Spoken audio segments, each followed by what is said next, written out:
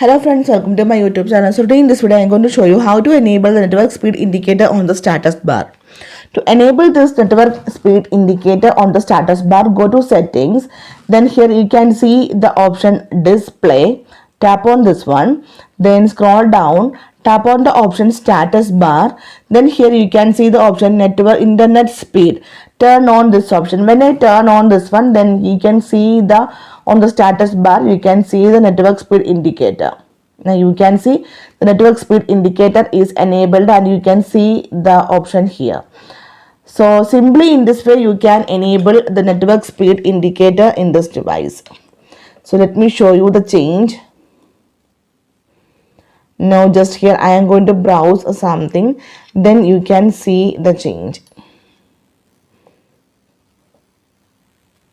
Okay, yeah, now I am going to, okay, you can see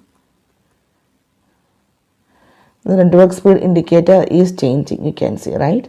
So simply in this way you can enable the network speed indicator on the status bar. So hope you guys enjoy this video. Thank you for watching. Thank you. Bye bye.